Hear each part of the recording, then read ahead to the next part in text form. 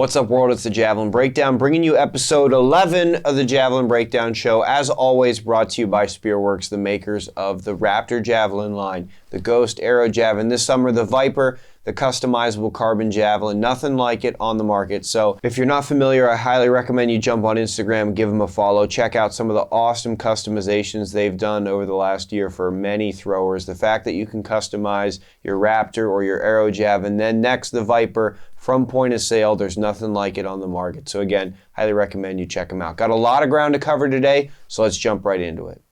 Yeah! Let's go! Go! Let's go! Yeah!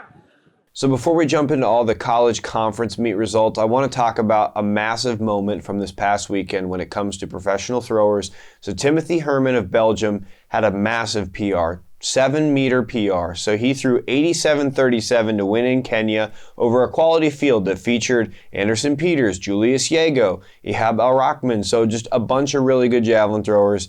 And for him to PR 7 meters, it's just incredible. So let's just talk about this for a second. So if we look at this World Athletics screenshot, we can see over 17 years of data just on this page alone. And so I'm sure that there's some missing data here from his teenage years. And so I'm guessing well over 20 years of javelin throwing experience for Timothy Herman. And so for those of you that are familiar, you've seen his videos for years and years and years. You know, his training's documented, his journey's documented, which just makes this so cool. So to me, he's always been a mid 70-meter thrower.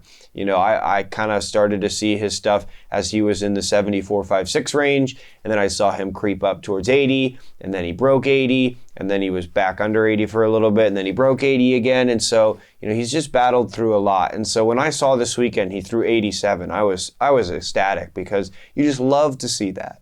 Javelin throwing, as we know, is very punishing. Not everyone is able to do it for a really long time. You know, the average career length and whatnot is not that long. And so for him to just continue to be plugging away, and then this happens. So with this news of his massive PR, it just reminds me of a quote that I've been hearing a lot lately. And I'm trying to pinpoint who should get credit for it. But it goes something like this. People overestimate what they can achieve in a year and underestimate what they can achieve in 5 years. And you can modify that a number of ways. And, you know, for him, it would be, you know, people underestimate what's going to happen in their, you know, maybe 4 years of their college throwing career, and underestimate what could happen if they, you know, took the next 10, 15 years. And, you know, that's really hard. Like, you might not make it, you know, another 5 years, let alone 15. But for him, he just kept sticking with it. And that's not a guarantee that you're going to have a big moment, but, you know, the opportunities, he's taken them. He's competed so many times. He's gone through so many cycles. He's figured out what his body responds well to. And, you know, ultimately this moment came. And so well deserved to him. And just a reminder that if you stick with it, great things can happen. And sometimes it just takes a lot of time, and it, you know, that can be really frustrating, but it makes the journey so sweet. So a magical moment for him this weekend. A big congratulations to him. Now jumping into the college conference meet results, you got to put some respect on the name. The Nebraska women are the #1 javelin squad in the country. So the USTF CCCA rankings has their average at 55 meters 50, and Missouri, who's held the top spot for a while now, their average is now 54.93. So Nebraska overtakes them. So when it comes to the #1 squad ranking, according to USTF CCCA and the way they calibrate things, it's Nebraska. So both squads just awesome. But, you know, talking about Nebraska here, 1, 2, 3, 4 at their conference meet, just incredible dominance in the Big Ten. So Rayma Otaber, 57.85, a really quality series, takes the gold. Maddie Harris takes silver, quality series for her as well, 56.33. Mirta Kulisic, 53.12, just under her PB of, I believe, 53.80. And Anika Sara goes 50.08 to round out. So 1, 2, 3, 4 for the Nebraska women. A massive congratulations to them for just total dominance in the women's javelin this weekend at the Big Ten. And they are now the #1 squad, like I said, according to the rankings from USTF CCCA. Taking a look at the SEC, Liana Davidson wins off of her first throw, technically, winning the whole time, but in round 6 goes big with 57.65, so a PR in round 6 to close out SEC's. Congratulations to her. Sophia Rivera, representing Missouri, takes second with a big throw, 55.98, and Caitlin Fairchild, second half of the A&M duo, takes third with 55.81, another quality throw in series for her as well. Great depth shown from the Missouri women, with 6 women qualified and competing at SECs and scoring 3. I wish Skylar Ciccolini could have competed. Was looking forward to seeing that after seeing photos that she was down there. So hoping that she continues to recover from whatever's going on and we can see her throwing again at some point in the future. But with that being said, again, a big congratulations to Liana for the win and the PR, 57.65. I'm sure that's a big vote of confidence for her going into the first round of NCAAs this next week. Congratulations to Leonie Troger for winning the AAC meet, and she goes 55.31 to win there. Down at ACC's, Madison Wiltrout shows out with the season's best, 58.51 in round 4 to take the win. So that throw puts her third on the Division I list right now. That's the biggest throw of the weekend when it comes to women's Javelin conference meets. So a big congratulations to her for that. I'm sure that's a big vote of confidence for her as well. Dana Baker takes second with a very solid round 6 season's best of 54.22. So look out for her as she's starting to fire on all cylinders there. And finally, looking at the Pac-12, Frederica Botter goes 57.81 to win Pac-12's. A big throw for her, and that moves her way up on the Division I list. So congratulations to her on a massive throw. I keep saying it, women's javelin has really heated up this year. The depth on the Division I side in particular is just unbelievable. So I'm excited to see who advances to the championships out of the first round and then what happens. I think the championship meet, if conditions are good, could be one for the ages where it takes a 53 high, a 54 meter throw to All-American, to make finals. We'll see what happens. I really enjoyed following along this past week. Just amazing conference results. Taking a look at the men at the SEC meet, I was trying to watch live, both on an Instagram live and kind of following along with the live results on a laptop on the side.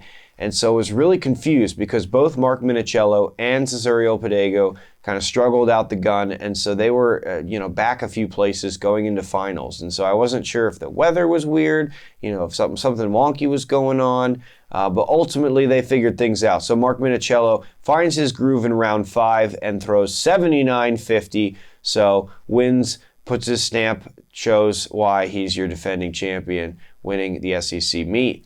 And Cesario, season's best of 78.34. That's a fantastic throw, so congratulations to him, both him and Mark, finding their stride late in the competition, but finding it nonetheless and producing great throwing, so congratulations to the both of them. A very exciting Big Ten Conference meet. Arthur Peterson goes 77.03 to take the win, but being chased the entire competition by his teammate Dash Sermon, freshman, going 75.35, so that's a massive throw and putting pressure on Arthur all competition long till he popped that 77.03. So congratulations to Dash as well as Arthur. And then Austin Parsons steals third place from Mike Stein in round 6. So congratulations to Austin for pulling off the 72-meter 15 throw in round 6 to get the bronze medal. And also Mike Stein going over 70 twice more this weekend, taking fourth with 70.23. So continuing an epic freshman campaign, which is why I picked him as my dark horse for the season.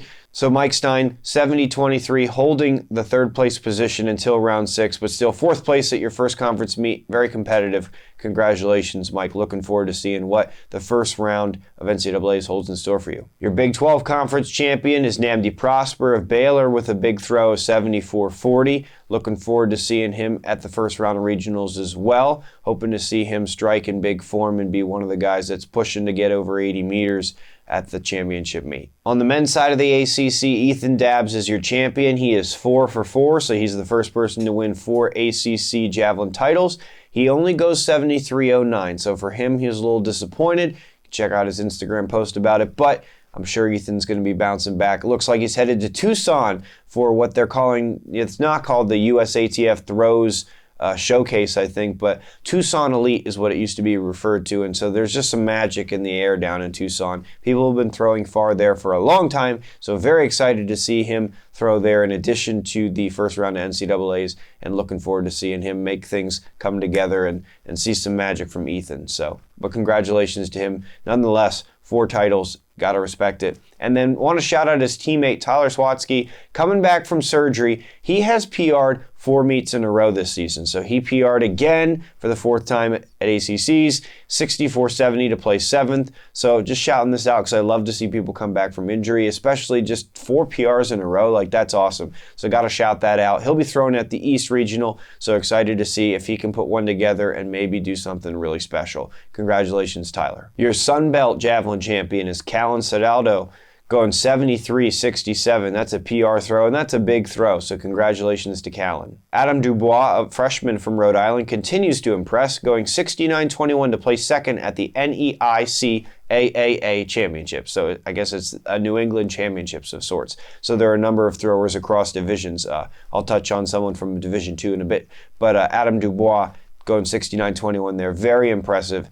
Again, excited to see what he'll do then at the regional meet. And then finally, your Big East champion, Colin Winkler, 72 meters 35. Congratulations to Colin. That's a solid throw. Let's talk about my 3 favorite things about the Spearworks Ghost Javelin. Number 1, the weight. So at 450 grams, it's not as stiff as the 800 or 600 gram Javelin. And so with that, I'm able to take more throws in my session to work on my technique. And so that's just a big help on my body to be able to alternate between the 800 or other javelins I have and the Ghost Javelin to, again, just get more reps in a session.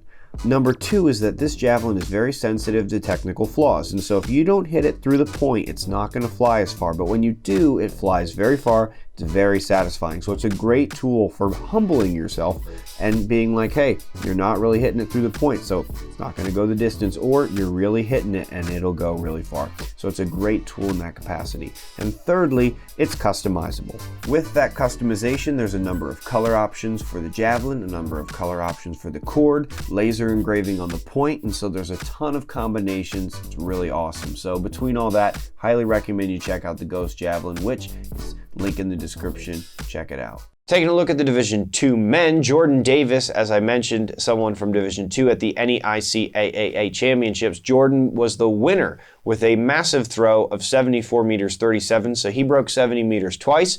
That 74.37 is now tied for number 2 in Division II. Dalton Anderson wins the PSAC conference meet with a monster final throw of 67.54. That puts him number 8 on the Division II list. And then finally, Brendan Rosier of Missouri Southern goes 65.38 at a last chance meet, so he's now in 11th on the Division II list. And then on the women's side of Division II, Eliza Van Den Elizen goes 46.35 at the St. Francis Fighting Last Chance invite to move into 6th on the Division II list. So congratulations to Eliza. Some big news on the Division III women's side as Avery Decker wins the American Rivers Conference over Rebecca Simpson with a massive D3, improving her lead throw of 48.43, so a PR in round 6 of the conference competition. Congratulations to Avery, just continuing to fire on all cylinders, going into the national meet. Very exciting for her and Nebraska Wesleyan squad.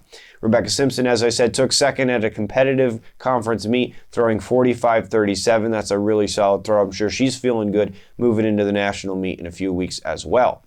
On the women's side of NEIC AAA, big PR for freshman Riley Reichel of Southern Maine. She goes 45.49, so that's a very impressive throw. Congratulations to Riley. And now taking a look at NAIA, I should have been talking about David earlier this year. He's your defending NAIA champion, and he's put together some great throws this season, but his conference meet result, the best yet. 71.23, a PR and a national lead. This is also the number 3 throw in NAIA history, and it's the best throw in NAIA since 2014. So shout out to Coach Josh White for his work with David. Also, all those facts I just listed I pulled from his post about David. So thanks, Coach. It's a 71.23, an awesome throw. Congratulations, and I hope to see more, and you defend your title at NAIA Nationals in a few weeks. And finally, we have our throws from the people. And so Nick Vainovich is your Big South Conference champion, throwing 62.07. Congratulations, Nick. Braden Pullman pops a big district winning throw, 172 feet 10 inches. He's the number 5 thrower in New Jersey, so congratulations to Braden. And then finally, Charlie Evans wins his county championships with a massive throw, 67-70.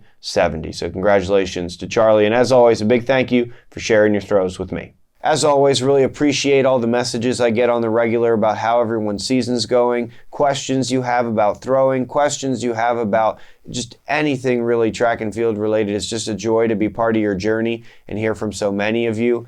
Appreciate Spearworks for sponsoring the show and making this happen. It's just great to be with you all. The 11th episode here. The season's almost over, and it feels like it just started the other day. So again, I appreciate you tuning in and supporting the show. As always, guys, remember to enjoy the journey.